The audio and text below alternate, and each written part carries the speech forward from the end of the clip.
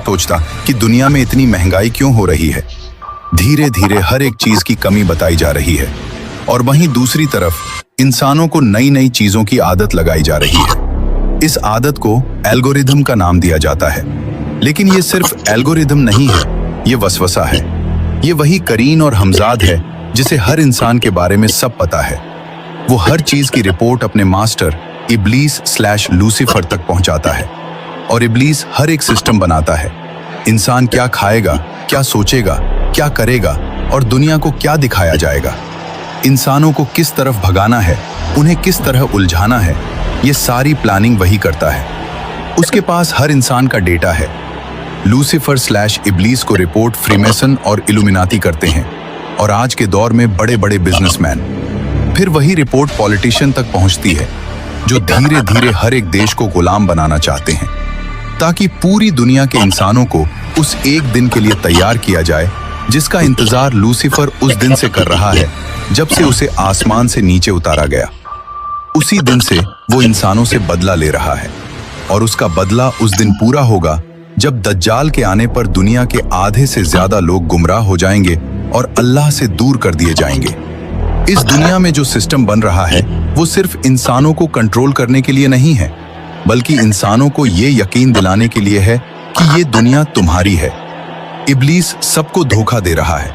वो कहता है रूल करो, कंट्रोल लो, तुम किंग्स हो, तुम गॉड्स हो। बस शर्त एक है, हर इंसान को किसी न किसी तरह कंट्रोल में लाओ।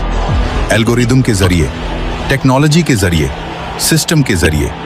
इंसान समझता है कि वो सिस्टम चला रहा है, लेकिन हकीकत यह है कि सिस्टम इंसान चला रहा है। जब हर चीज पर कब्जा हो जाएगा, खाना, पानी, तेल, सोच, डेटा और ईमान, तभी थर्ड टेंपल बनेगा और तभी दज्जाल आएगा। वो इसी सिस्टम को यूज करेगा, इसी एल्गोरिदम को, इसी टेक्नोलॉजी को, और फिर दुनिया दो हिस्सों में बंट जाएगी। जो उसकी बात मानेगा वो अल्लाह से दूर जाएगा और जो उसकी बात नहीं मानेगा उसके लिए दुनिया जिंदा रहने की जगह नहीं छोड़ेगी, क्योंकि ये सिस्टम इंसान को किल करने से पहले उसे बेबस बनाता है, लाचार बनाता है, डिपेंडेंट बनाता है। इसीलिए दुनिया का पानी कुछ हाथों में होना चाहिए। इसीलिए ग्रीनलैंड जरूरी है, क्योंकि फ्यूचर वॉर्स ऑयल से नहीं, वाटर से होंगी। इसीलिए दुनिया का तेल और गैस कुछ ताकतों के पास होना चाहिए। वेनेजुएला इसलिए निशाने पर है क्योंकि ऑयल सिर्फ एनर्जी नहीं, कंट्रोल है। मिडिल ईस्ट पहले से ही सिस्टम का हिस्सा बना दिया गया है। सरकारें बदली, नक्शे बदले, मुल्क थके। बस एक ही कंट्री बची जो इस फ्लो में पूरी तरह नहीं आई, ईरान। इसीलिए उसके पीछे प्रेशर है, सैंक्शंस हैं, आइसोलेशन है, क्योंकि जब तक वो पीस बाहर है फाइनल पजल कंप्लीट नहीं होगा। और याद रखो, इब्लीस किसी का दोस्त नहीं, ना रूलर्स का, ना एलीट्स का, ना सिस्टम्स का। वो सबको ये सपना दिखा रहा है कि दिस वर्ल्ड इज योर्स, लेकिन आखिर में वो सबको उसी आग की तरफ धकेलेगा जिसके लिए वो खुद पैदा हुआ था। सबसे बड़ा धोखा ये नहीं कि दुनिया गुलाम बनाई जा रही है, सबसे बड़ा धोखा ये है कि इंसान को लग रहा है कि वो आजाद है। ये जंग बॉर्डर पर नहीं है, ये जंग बुलेट से नहीं है, ये जंग ईमान, सोच और सच को पहचानने की ताकत पर है। और आखिरी सवाल सिर्फ एक है, तुम सिस्टम का हिस्सा बनोगे या हक को पहचान कर खड़े रहोगे? क्योंकि जब दज्जाल आएगा तब एक्सक्यूजेस का टाइम नहीं होगा। दज्जाल अचानक नहीं आएगा, वो तैयार माहौल में आएगा। रसूलुल्लाह सल्लल्लाहु अलैहि वसल्लम ने दज्जाल को व्यक्ति से पहले एक फितना बताया, एक सिस्टेमिक डिसेप्शन जो इंसान की आंखों से पहले उसकी सोच को अंधा करता है। पैटर्न 1, ग्लोबल कंफ्यूजन, फितना ए शुभात। दज्जाल से पहले सच और झूठ मिलाया जाएगा। हर इंसान बोलेगा मेरी ट्रूथ, एब्सोल्यूट ट्रूथ का मजाक उड़ाया जाएगा। हदीस इशारा करती है दज्जाल ऐसा फितना लाएगा जैसा पहले कभी नहीं देखा गया। जब लोग कंफ्यूज्ड हों, झूठ सबसे आसान बिकता है। पैटर्न 2, फियर इकोनॉमी, फितना ए खौफ। दज्जाल तलवार से नहीं, डर से हुकूमत करेगा। महामारी, युद्ध, climate panic, economic collapse. Elites डर को समझते हैं, इसीलिए उन्होंने बना लिए हैं bunkers, food reserves, underground cities. वो दज्जाल से नहीं डरते, भीड़ से डरते हैं। पैटर्न 3, हंगर कंट्रोल, रिस्क का वेपनाइजेशन। हदीस कहती है, दज्जाल के पास जन्नत भी होगी और जहन्नम भी। उसकी जन्नत में हंगर, केओस, उसकी जहन्नम में hunger, chaos. Food, water, safety. जो मानेगा जिंदा रहेगा, जो इनकार करेगा भूखा मरेगा। इसीलिए एलीट्स ने कब्जा किया। Food supply, water access, seed vaults. Pattern 4, technology age illusion.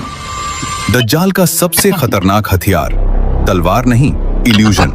AI generated reality, deep fakes, false miracles, controlled narratives. रसूलुल्लाह सल्लल्लाहु अलैहि वसल्लम ने कहा, वो जन्नत जहन्नम दिखाएगा। आज स्क्रीन पर रियलिटी बन रही है। पैटर्न 5, रिलीजन का कोलैप्स।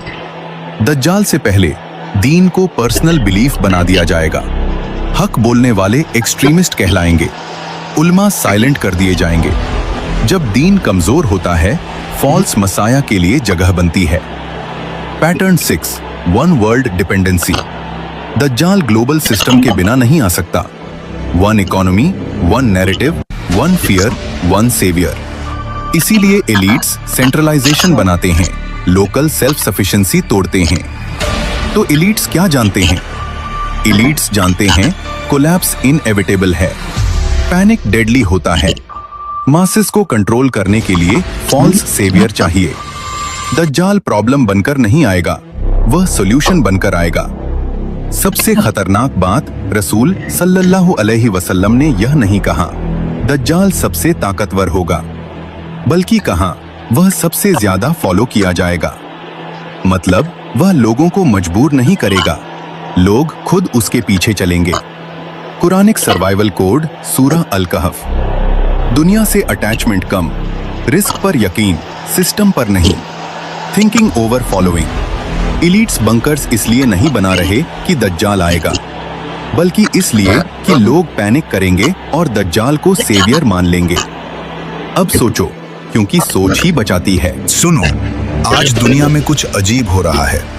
पावर कॉन्सेंट्रेट हो रही है, डिजिटल करेंसी लॉन्च हो रही है, AI सर्विलेंस बढ़ रहा है, मॉरलिटी शिफ्ट हो रही है। लोग पूछ रहे हैं, क्या ये सिर्फ प्रोग्रेस है या कोई बड़ा पैटर्न चल रहा है? कुरान एक बात बार बार बताता है, और अगर हिस्ट्री रिपीट होती है तो क्या हम एक नए फेज में एंटर कर चुके हैं? हर दौर में कुछ पावरफुल लोग उठे हैं। फिरौन, नमरुद, Roman emperors, colonial empires, industrial monopolies. Pattern क्या था? पावर को कॉन्सेंट्रेट करो, नैरेटिव रोल करो, रिसोर्सेज कैप्चर करो, आपको अल्टीमेट अथॉरिटी समझो, गॉड को इररिलेवेंट बना दो। फिरौन ने कहा था, मैं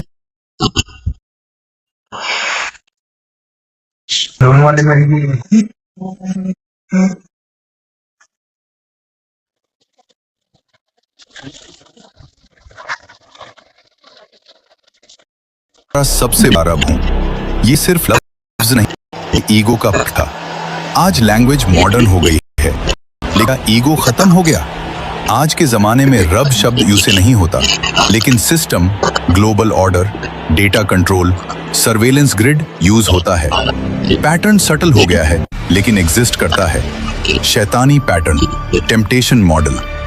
कुरान बताता है, शैतान वादा करता है, शैतान सपने दिखाता है, शैतान पावर का इल्यूजन देता है, लेकिन उसका असली वेपन क्या है?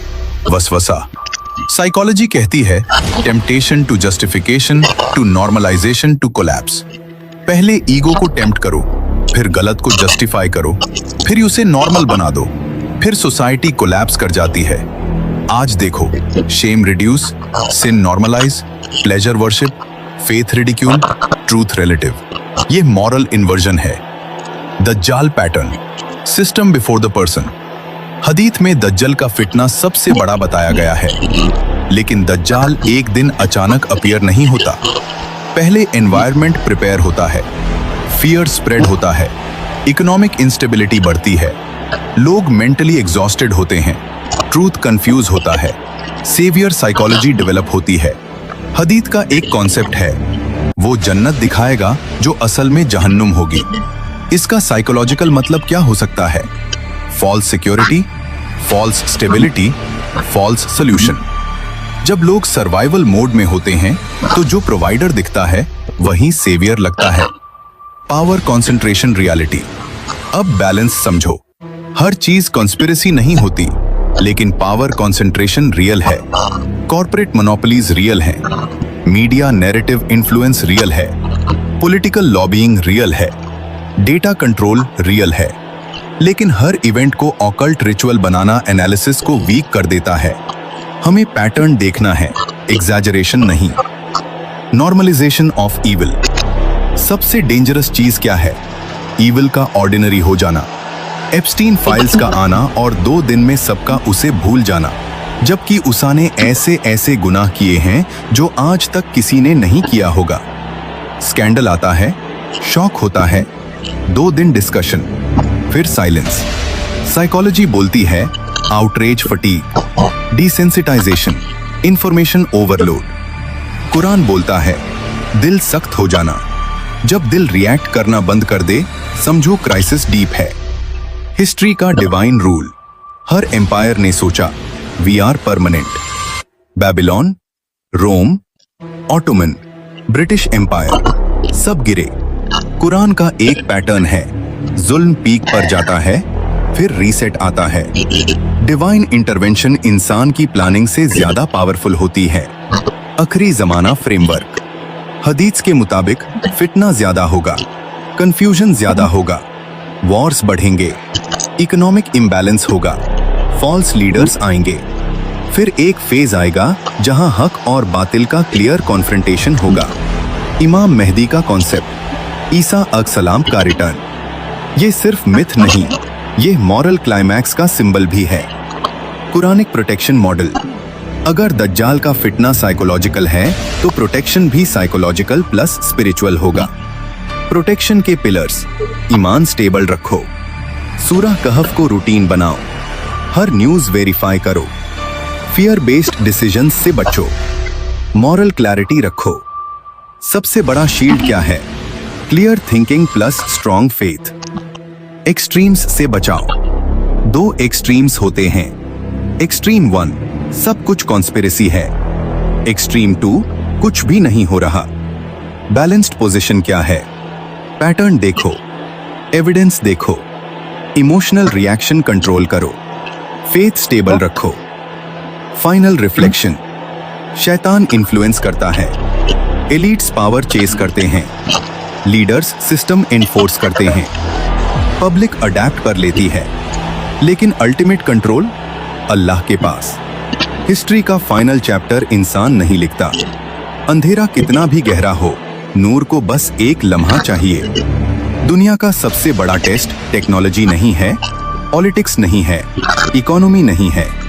सबसे बड़ा टेस्ट है ईमान। अगर ईमान स्टेबल है तो कोई दज्जाल सिस्टम तुम्हें परमानेंटली कंट्रोल नहीं कर सकता। सवाल यह नहीं है कि दुनिया किस मोड़ पर है, सवाल यह है तुम किस साइड पर हो।